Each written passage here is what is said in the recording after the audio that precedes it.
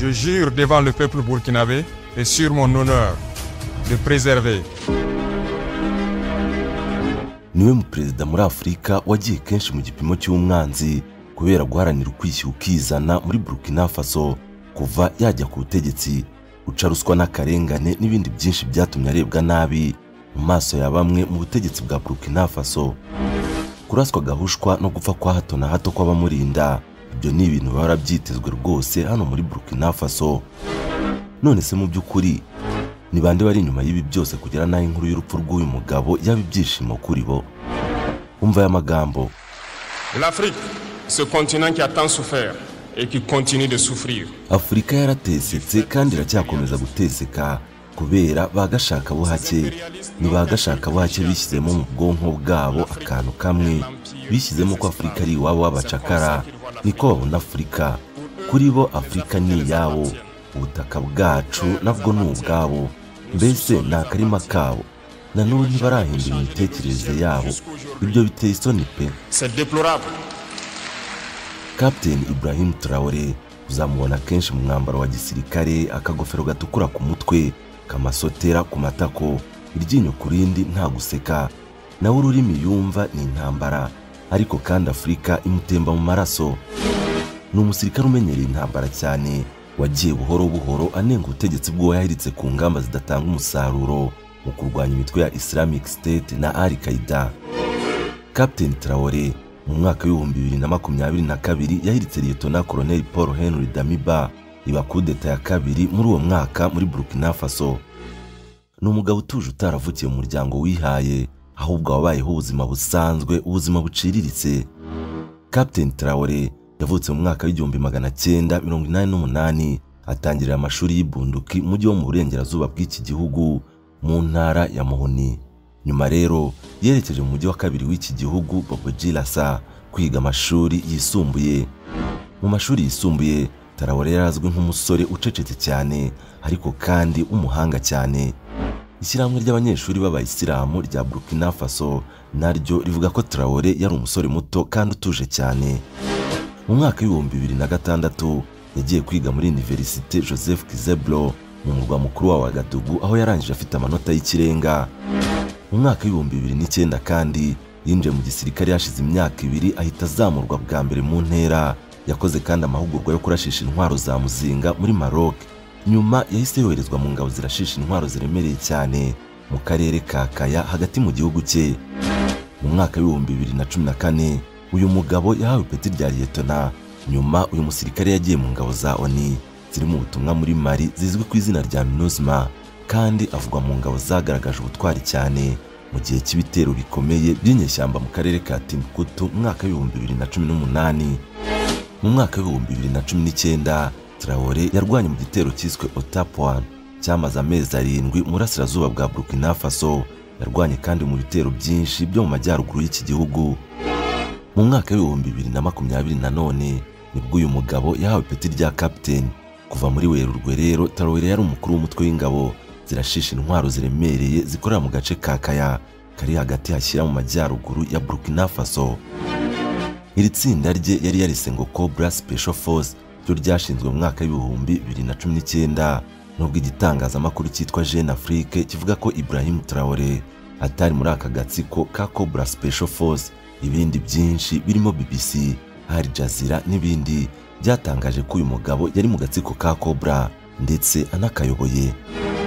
Uyu mugabo kandi ni umwe mu itsinda ry'ingabo zacuze umugambi wo guhirika ku butegetsi mu mwaka w'2022 mu mutaka wo gukunda igihugu, ubwirinzi no gukorera hamwe kw'ingabo. Tariki ya 30 ukwezi kwa 9 2022 nibwo yafashe ubutegetsi byuzuye abwambuye byamanzaganya umusirikare mugenzi we Colonel Paul Henry Damiba wari umaze amezi 8 yonyine yitwa perezida, dore ko nawe yagiye ahiritse ku butegetsi Rochmark Christian Kabore. Bivugwa ko uyu Damiba ngo yari umuntu ujenjetse cyane, wananiwe gukemura byihuse ibibazo by'umutekano, aho imitwe y'abajihadiste yakomeje gukata amajosi abantu ntacyo abikoraho. Ibyo Captain Ibrahim Traoré wari umusirikare usanzwe yarabibonye bimwanga mu nda, niko kwiyemeza kwegura intwaro aramuhirika, azaje gukosora ibyangijwe byose. Traoré ngo hahindutse byinshi mu gihugu, imisonga iragabanuka, uyu muturage we yaragize ati kuva kudeta yaba hahindutse byinshi cyane cyane mu byerekeye umutekano. Ubu tumaze kubona byinshi. Ubundi mbere abantu baricwaga hirya no hino muri iki gihugu, baba abasivile cyangwa abasirikare, ariko ubu byarahindutse. Bakimara gutembagaza umusirikare wanabarushaga ipeti mu gisirikare, Ibrahim Traoré yavugiye kuri televiziyo ya leta RTB TV ati ingingo twari twiyemeje ku ntango yagambaniwe n'umuyobozi wacu ariwe Lieutenant Colonel Paul Henry Damiba. Kuzahara k'umutekano ariyo mpamvu y'iki gikorwa cyacu byashyizwe inyuma y'ibindi ku mpamvu z'ibyifuzo bya politike bidafatika. Nyuma yabwiye Voice of Africa y'Igifaransa ati ntabwo nafashe icyemezo cyo gufata ubutegetsi naratoranyijwe. Bimaze ibyumweru hafi 3 bitogota. Namaze hafi icyumweru wa Gadugu mvugana nawe ndavuga Damiba, ariko nta na kimwe byagezeho kandi abantu barabona inzira ya politike yari yarafashe. Twatanze inzira nyinshi z'ibisubizo ariko amaherezo numvise ko turi gukina politike aho gukora icyatuzanye. Yanongoreye abanyamakuru ba France 24 ati ndabizi Ubufaransa ntibwakwivanga byeruye mu byacu. Niba dufite abandi badufasha uyu munsi mwihita mubona Uburusiya. Abanyamerika ubu ni abafatanyabikorwa bacu, ariko dushobora no gufatanya n'Uburusiya. Ntabwo rero ari ikibazo cy'Ubufaransa cyangwa Uburusiya na Wagner. Mu masaha make Ibrahim Traoré yanakusanyije abategetsi bo muri guverinoma. Bamwe batiyumvisha gukunda umwana uvutse ejo bundi agiye kubayobora, maze arababwira ati ndi muto kurusha benshi muri hano, ntabwo twifuzaga ibi byabaye, ariko nta yandi mahitamo twari dufite. Mu minsi mike ishize twabangamiye gusinzira kwanyu, twabangamiye gusinzira kw'abatuye Uwaga kubera kurasa. Ibi mu by'ukuri ntitwabishakaga, ariko ibi ni ibintu biba mu buzima. Mu mezi make ari imbere tuzakora ibyakabaye byarakozwe mu mezi 8 ashize. Ibintu byose ubu birihutirwa. Nyuma yo guhirika ubutegetsi muri Burkina Faso, bamwe ntibahwemye kumugaragaza nk'ufite ibyo ahuriyeho na Thomas Sankara. Ibrahim Traoré wafashe ubutegetsi nyuma ya kudeta yakoreye Lieutenant Colonel Paul Henry Sandaogo Damiba, bakavuga ko afite ibyo ahuriyeho na Thomas Sankara. Abatebya bo bati dore ni Sankara wazutse, cyane ko bombi bari abasirikare bafite ipeti rya kapiteni. Bageze ku butegetsi ku myaka 34 bombi bahiritse ku butegetsi abasirikare bagenzi babo nyuma y'amezi 8 babufashe. Uretse abamugereranya na Sankara, nawe ubwe ndavuga Traoré nyine, umubajije indorerwamo ye akubwira atarya iminwa rwose ko ari Thomas Sankara. Traoré yasomye neza amateka ye, ayamira bunguri, maze yiyemeza kuzatera ikirenge muke naho bizamusaba ikiguzi cy'ubuzima bwe. Uyu Thomas Sankara wabaye icyitegererezo cya Ibrahim Traoré. Ubundi abanyafurika benshi bamuzi nk'umutegetsi waharaniye impinduramatwara igamije kwigira nyako kwa Afurika. Yarabigerageje mu myaka 4 gusa yamaze ku butegetsi. Umubyeyi we Joseph Sankara yari umujandarume. Umuhungu we Thomas Sankara nawe winjiye mu gisirikare afite imyaka 17 mu mwaka w'1966. Cyari igihe cyiza cya kudeta nyinshi mu gihugu cye cyitwaga Haute-Volta. Yize amashuri ya gisirikare, ayarangije ajya mu mirimo ya gisirikare inyuranye, aza no gushyirwa mu mirimo y'abanyapolitike, aho yagiye agaragaza ibitekerezo byo kubaka igihugu kitarimo ruswa, akarengane no kugendera kuri politike y'Ubufaransa. Mu mwaka w'1983 bamugize minisitiri w'intebe, ariko hashize amezi 9 gusa ahita afungwa we n'inshuti ze. Hari hashize umwanya muto witwa Jean Christophe Mitterrand, umujyanama muri politike ya Afurika wase Perezida François Mitterrand asuye iki gihugu. Sankara n'inshuti ze bari babangamiye inyungu z'abakoloni b'Ubufaransa. Mu kwezi kwa 8 mu 1983 abasirikare b'inshuti ze bayobowe na Blaise Compaoré bakoze kudeta. Sankara arafungurwa ndetse ahita perezida wa Haute-Volta. Ni kudeta yafashijwemo na Libya ya Muammar Gaddafi yari ishyamiranye n'Ubufaransa mu ntambara ya Chad.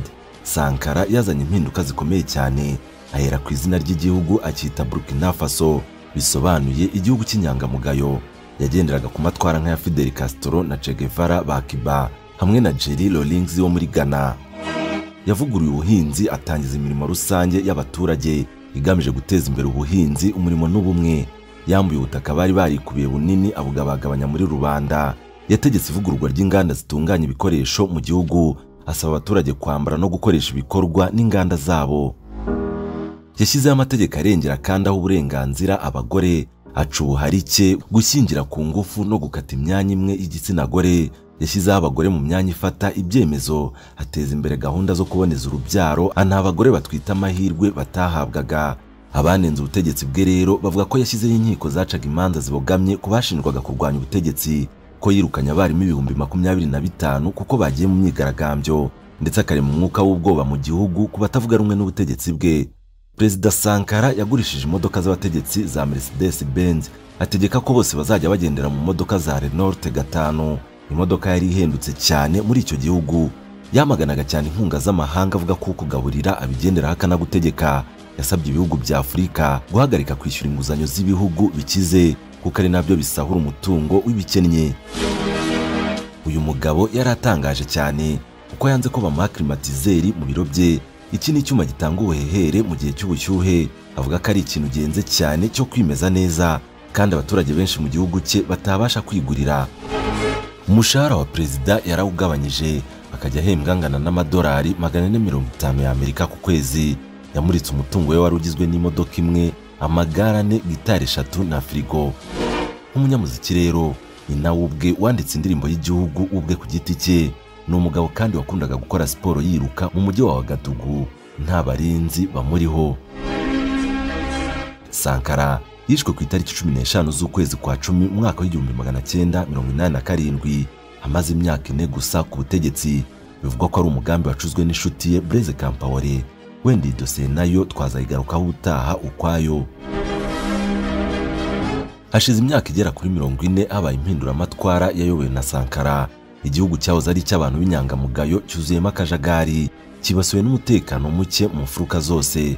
Damiba wari wijeje abaturage byinshi akimara guhirika Perezida Kabore kuwa 24 Mutarama mu mwaka w'2022. Nta mpinduka yigeze agaragaza. Yanenzwe n'abaturage, yamaganwe n'abasirikare bagenzi be, uwari wateye ikirenge mu cya bagenzi be mu guhirika ubutegetsi. Byarangiye nawe ahiritswe ku itariki 2 Ukwakira mu mwaka w'2022, bikozwe n'umwe mu bari bamwungirije. Ni umusirikare mu maso, bigaragara ko akiri mutoya rwose, nyuma yo kwigaragaza nk'igihangange kuri televiziyo y'igihugu ubwo kudeta yari miba. Avuka mu gace ka Bunduki mu ntara ya Mohoni, akaba yarize amashuri yisumbuye ahitwa Bobo Dioulasso. Yari umunyeshuri w'umuhanga, yabonye impamyabumenyi y'icyiciro cya mbere cya kaminuza mu mwaka w'2007, akomeza Ouagadougou gushaka lisansi mu bya geography muri kaminuza ya Joseph Kizerbo. Nyuma y'aha rero yahisemo kwinjira mu gisirikare aho gukomeza amasomo muri kaminuza. Mu mwaka w'2010 yinjiye mu ishuri rya gisirikare rya George Namoano Dipo ryigisha abo ku rwego rwo hejuru mu ngabo z'igihugu.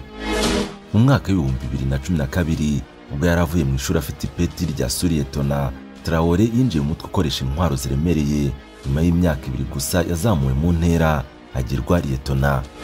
Yigaragaje ahitwa Makoye mu gace gahuza umupaka wa Mali, Burkina Faso na Niger, ubwo yarwanyaga imitwe yitwaje intwaro igendera ku mahame y'idini ya Islam no mu burasirazuba bw'igihugu muri Operation Otapuano mu mwaka w'2019. Traoré kandi yabaye kapiteni mu mwaka w'2020. N'umwe muri ba ofisiye bakiri bato bahoraga bitegereza intege nke z'ababakuriye ku rugamba rwo guhashya imitwe y'iterabwoba. Muri Mutarama mwaka w'2022 yashinze umutwe ugamije kurinda igihugu atabiherewe uburenganzira, atabimenyesheje perezida. Uko amezi yagiye ashira rero, ni nako abasirikare barushagaho kureba Damiba ijisho ribi, bitandukanye n'ibyo yari yarabijeje. Nta kintu gifatika cyakorwaga ku rugamba. Abasirikare bakomeje guhura n'imbogamizi zo kubona ibikoresho, ndetse bakarushaho gutakaza abantu benshi. Ku itariki 26 Nzeri imodoka y'abasirikare yaguye mu gico cy'abajihadiste. Abagera kuri 11 barishwe, naho abasivile barenga 50 baburirwa irengero. Mu minsi yakurikiyeho, Captain Ibrahim Traoré yagiye Ouagadougou mu izina ry'abandi batari bishimye kugirana ibiganiro na Paul Henri Sandaogo Damiba.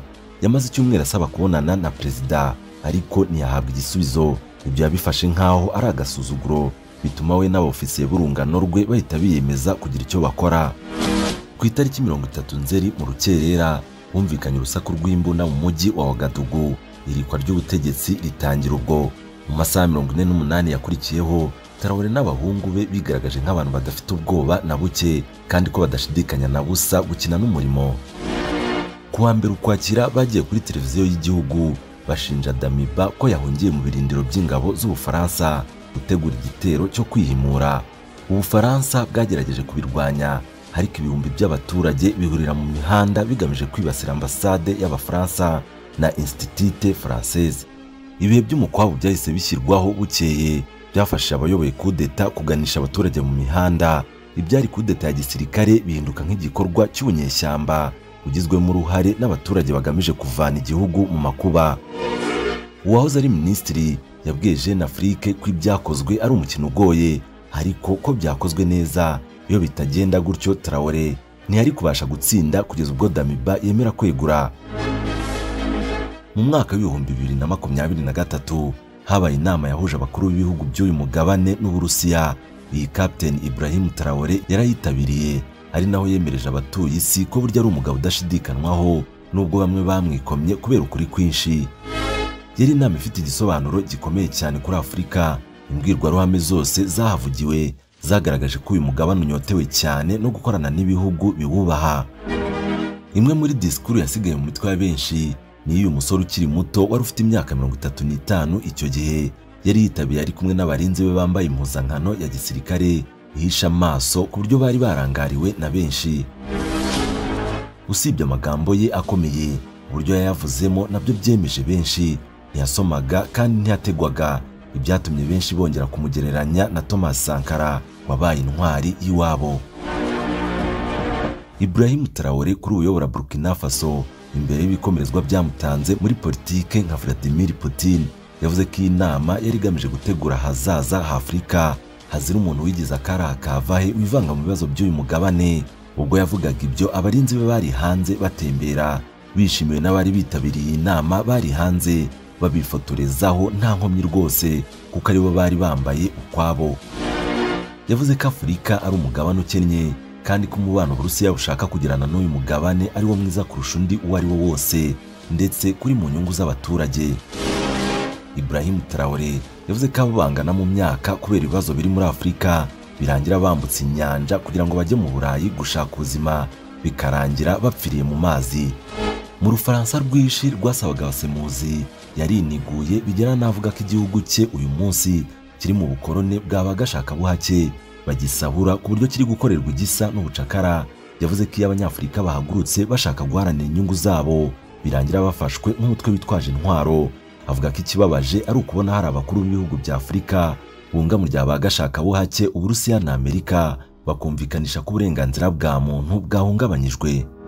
Ati birakwiriye ko twebwe abakuru b'ibihugu bya Afurika duhagarika kubyina indirimbo iyo ariyo yose bagashaka buhake bateye. Mu mbwirwaruhame ye ntiyanihishiriye, yanenze cyane abakuru b'ibihugu bya Afurika bahora iteka mu kwakwa bagashaka buhake, amagambo ataraguye neza bamwe mu bari bitabiriye inama. Je tiens donc vous signifier l'amitié donc surtout à cette étape actuelle qui est très ardente entre les peuples burkinabés et les peuples russes. Ni Captain Ibrahim Traoré, umugabo umaze gusimbuka impfu 20 zose mu myaka 2 yonyine. Ibi kandi bikozwe nabo mu burengerazuba yafashe kunda, cyangwa binakozwe n'abandi bategetsi ba Afurika batewe ipfunwe no kubona umwana muto abakoze isoni, agaragaza ko ntacyo bamariye umugabane kuva bajyaho, ko ahubwo bawugurishije, ko bakorera mu nyungu z'Abanyaburayi babimitse ngo bakore nk'ibipupe. Abo barashaka kubona Traoré rero ari umupfu, aho kugira ngo azagumure urundi rubyiruko narwo ruhaguruke.